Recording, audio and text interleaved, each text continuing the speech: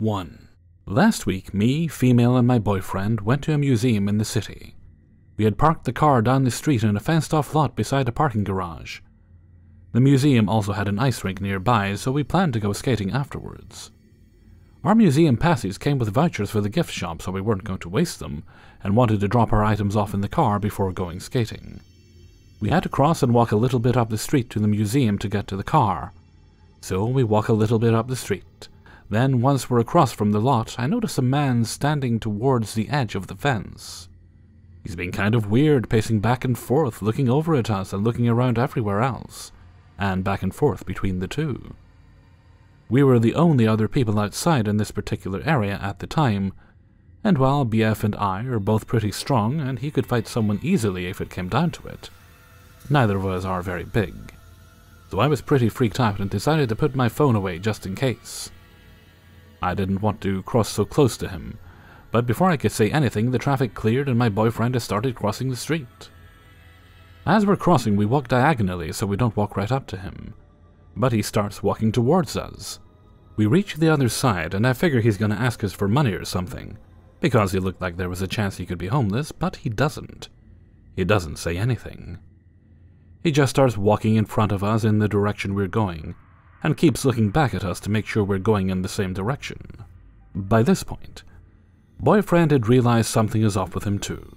The guy walks through the gate of the lot as we do, and then walks toward the ticket payment booth at the gate. So now I'm a little relieved in thinking I was worried for nothing, and that he's just the guy who runs the booth. Wrong. As we passed the booth, I noticed he didn't go inside it. He just stopped and stood between the booth and a bush until we passed. Then, once we were in front of him, he started following us, kind of from behind and to the side. Like we wouldn't notice. My boyfriend had been trying not to look towards the guy this whole time. He had my keys in his hand, which had my pepper spray on them, but I wanted to be able to warn him if this guy was going to try to pull something, so I fell behind him a little bit. The three of us were now walking in a triangle formation towards my car, which was parked on the far side of the lot. That's when I noticed he's got something in his hand. It looked like it could be a knife, but then he takes a bite out. Okay, cool, just a candy bar. At this point, we're about 15 feet from the car. The guy walks around the passenger side towards the door, which is when I tell my boyfriend to unlock the door quickly. We both get into the backseat driver's side and immediately lock the doors before he gets near the front door. Car is a fairly large sedan, so he wasn't at it yet. When he realizes neither of us are outside anymore, he walks to the front of the car and leans against the hood towards the passenger side and just sits there for a little bit. I'm about to call the police when he decided to light a cigarette and start walking away. Once he was a good distance from us, we climbed into the front seats and decided we were going to go park in a different lot before we went skating. As we left, we watched him cross the street and head into the lobby of another building, still looking back at us the whole time. We both expressed how weird and creepy he was, and how relieved we were that he left without any dangerous issues. We almost went home, but decided to drive around and found parking closer to the skating rink. We stayed and skated, but I was on edge for the rest of the day looking out for this guy. What really freaked me out that he was only a few feet away from us the whole time, and we had no idea why he was following us. Maybe the guy was mentally ill. Or he could have been trying to rob us, just mess with us, or even worse. I can't help but think that when he walked to the passenger side, he was waiting for me to be alone. This particular city is high in human trafficking rates. 2. To preface this, I would like to say that I have never had any issues with Uber before or after this incident. This was simply an isolated incident that was weird and a little scary. I live in a college town, and when I was going to university, I used to take Ubers everywhere that I couldn't walk to. The parking security at my college were ruthless, and I didn't need a shit ton of parking tickets tacked onto my mounting debt. Not very cost-effective, but a surefire way that I'd get where I needed to be without losing my parking spot or getting accosted. Anyway, the night of this particular incident, I had been at a friend's house, about 5 miles from my dorm. I called an Uber as usual, and I was picked up by a guy in his mid-20s. Followed standard safety procedures, asking his name, checking the license plate, asking what my name was, all clear. Guy is definitely an Uber driver. Even has a little light on the top of his car. I get in, and immediately this guy begins conversation. I don't mind talking to my Uber drivers, I figure it's just polite. But this guy starts our drive by asking question after question. There was his standard, "Where are you from?" And, "Are you in college?" Super normal, right? Then, "How much do you weigh?" This threw me off more than a lot, seeing as that definitely isn't a normal thing you ask a stranger. But the guy had a thick accent and seemed unfamiliar with the area. He was ignoring maps, taking weird turns here and there, but was ultimately heading in the direction of my dorm. I answer his question, following up with a sort of nervous chuckle and telling him that really wasn't a question he should ask a lot of people. Just a joke, but still. "Oh, you are so beautiful. Probably just the ideal weight for me." Alright, red alarm bells. Grade A inappropriate. I should have said something snippy back, but all I could do was just sort of laugh. I respond with, ideal weights fluctuate. Stupid, right? But I froze up. Maybe it was just his culture or something. I turned the questions on him to sidetrack him from that weird-ass moment. And it turns out the guy's from the Ukraine. He doesn't need any invitation to start talking about himself. And I lapse into the standard uh-huhs and wows to keep him on track.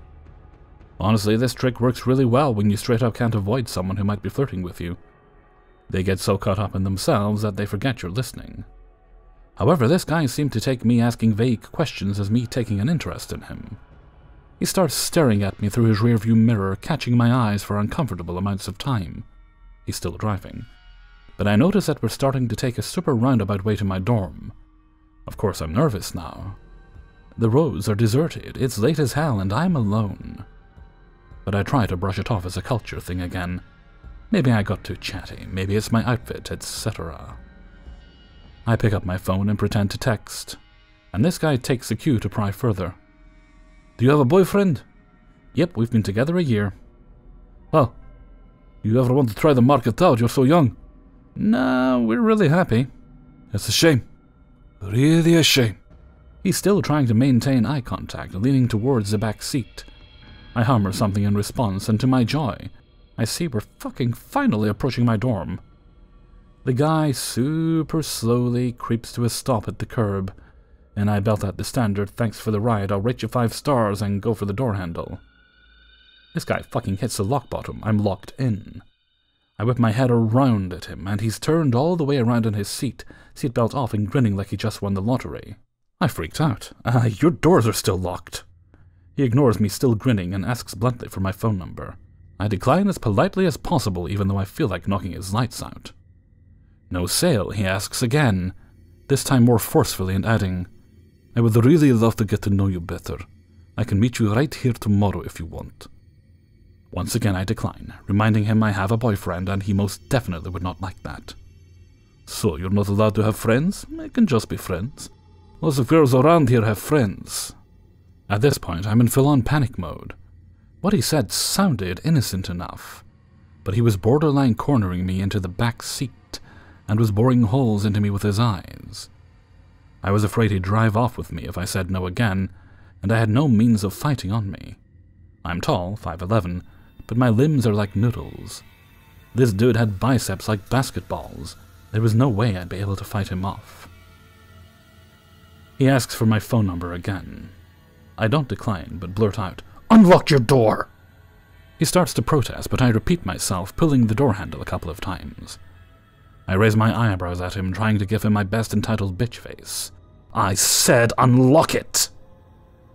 Finally, looking crestfallen, he turns back around, slowly puts his seatbelt on, and unlocks the door.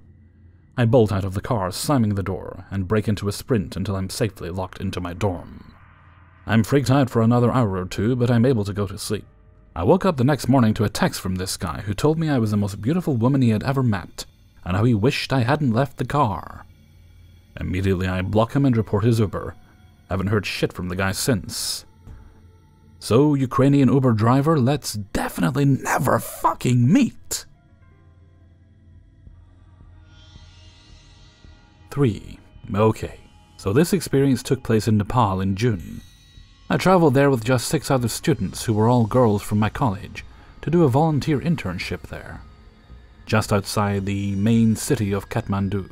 We were all 20 and 21-year-olds. The whole trip was just 6 weeks, but we were done with the internship after 5, so we planned to just go do whatever we wanted for the last week. We ended up taking a 7-hour bus ride to Pokhara, which is one of the most touristy cities in the country. A lot of the Himalayan treks people do start from there, and is a popular paragliding location. The nice area of the city where travelers stay is called Lakeside, as there is a huge lake there. We were staying in this area in a decent quality hotel for 6 nights for only the equivalent of $50. For the record, this is overall a very safe country, although very poor, and not once besides this experience did I feel unsafe. Just about everybody is incredibly friendly. Violent crime rates are significantly lower than in the US, and guns aren't a thing here for anyone that's not police. Anyways, one night we're all at this place that had live music, and we're just chilling and having a bunch of drinks and smoking hookah. So, when we leave there, I'm like 4/10 drunk. We start talking to some guy about 40 years old on the sidewalk, and we're smoking cigs with him, but I don't remember what we were talking about. It's about 9 p.m. at this point, and the girls all decide to take a quick taxi ride back to the hotel and call it a night. I decide I'm gonna keep staying out for a bit, as some of the nights before I had a lot of fun solo bar hopping, and just talking to both locals and other travelers from all over the world on the street. I would often just find myself in like 30-minute conversations with random local dudes, and felt really comfortable being out in my town. So I continued to talk to this guy. His accent was hard to understand and didn't speak the best English, but we were still able to communicate fairly well. I didn't care if I had to ask him to repeat stuff, and other times I just pretend I understood what he said. He starts asking what kind of drugs I do, and although I occasionally smoke weed, I didn't want any, so I just tell him that I only drink. So he's like, "Oh, follow me, we can get beers." And we go over to a nearby small convenience store. We each buy a tall boy of pretty heavy beer and then go back on the street chilling. He keeps asking me if I need anything and is like, "You want girls?" And does this little air hump thing, and makes it clear he meant prostitutes. We're both laughing, and I'm like, "Nah, I'm not into that." So we just walk down this path by the lake, drinking and chatting. This path is fairly populated, and he wasn't an intimidating guy. He's like 5'4", and I'm not a lot taller, but yeah, he wasn't a scary guy. At this point, I'm moderately drunk, and just seeing what type of adventure I can get into, and we end up taking a cab a pretty short distance to his home. So now, it's a poor area, but it's not that sketchy. But it is where the story gets sketchy. We're walking up this path now, and he wants me to follow him down one more sketchy path. And I don't really get what he's saying, but I tell him no. So we get into his place, which was literally just a super small rectangular room with a few beds and not a whole lot else. There's 3 people already in there. One is his brother that looks a bit younger than him. One is his mother that is like a sweet 60-year-old lady. She didn't speak English at all, but she was friendly and smiling and definitely thought it was funny that her sons were chilling with an American. The other person is some guy sleeping just in the middle of the floor on nothing, and it was hard to tell, but he didn't really look related to them. Still had darker tannish skin, but was lighter than them. I thought it was a little weird, but it seemed normal to them, so I didn't pay much attention to it. I'm just sitting on the edge of the bed, smoking cigs with them, talking about random shit. His brother seemed like he had something slightly wrong with him, and was kinda cross-eyed and looked like he was looking straight through me when talking.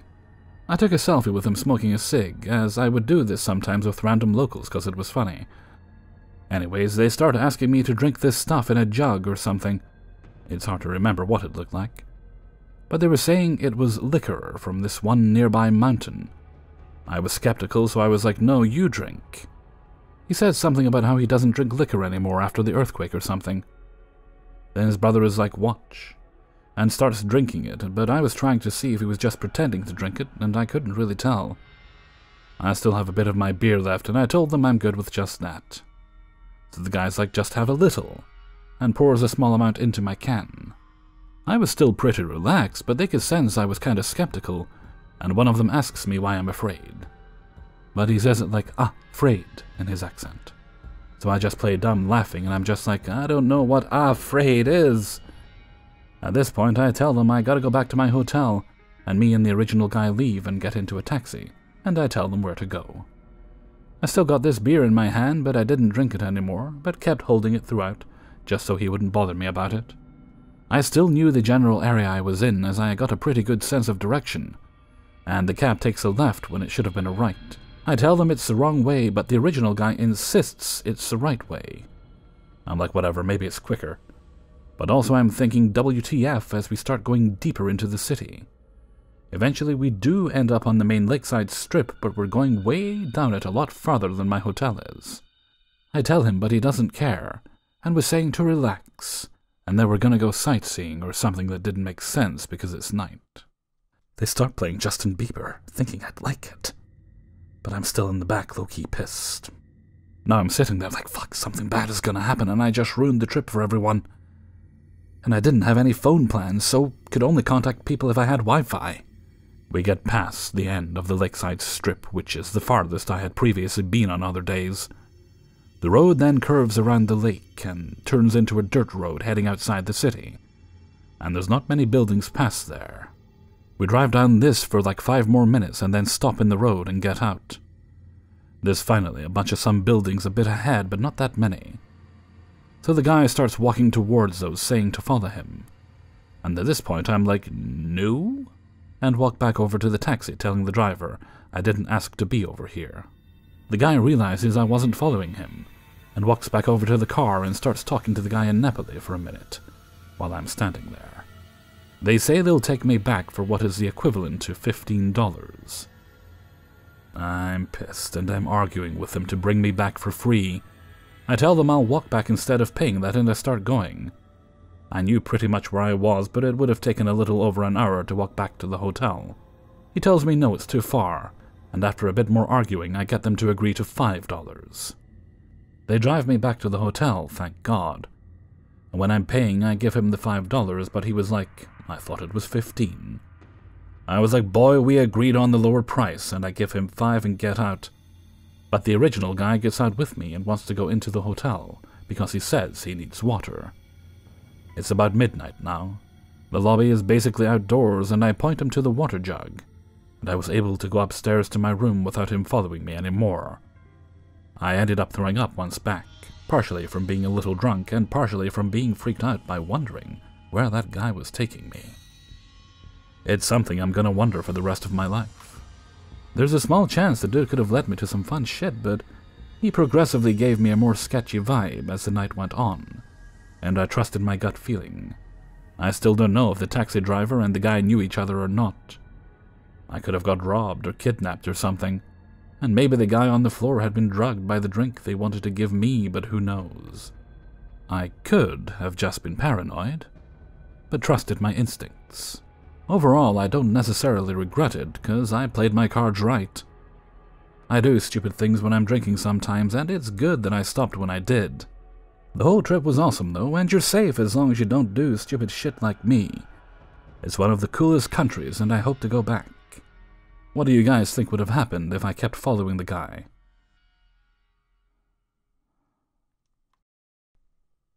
Hey everybody, Hellfreezer here, and thank you very much for listening to 3 True Scary Stories, episode 453. And thank you very much to everybody who allowed me to use their stories in this video. Right, I was talking about, now, you all said the audio was fine, and it's the kind of thing that only bothers me, and there is enough of a little bit, a teeny tiny little bit of an echo there, that it would be an issue when I start doing audiobooks. Right. So I've ordered a thing. It's essentially a more affordable but still very functional. I've listened to comparisons, and there isn't really much of a difference between this eyeball thing they have, except this isn't a ball. It's kind of like a cube with rounded edges, which looks like it'll do the same job, and it's basically made of foam. Soundproof foam, goes over the mic, and it gives you enough room so it blocks the sound coming from around, so that'll help. And I've also been looking into, and I think I know how to do it, getting soundproofing panels to go on the walls. What I'm probably going to do is I'm going to get the squares, I'll get the purple and black ones, just kind of alternate them, because those are my colours. And I'll put them on boards, and then mount them kind of like picture frames instead of gluing them to or velcroing them to the walls. So I'll just do that because I've got pictures that need to be mounted anywhere, or things I want to put in frames that need to be mounted. So I may as well just do them all at one go. So I've got the little cube right now, and that will help quite a bit. And I will probably in January I'll see about getting and assembling the soundproof panels. Okay, with that I'm going to head off for now. So until next time, thank you very much for listening, and take very good care of yourself.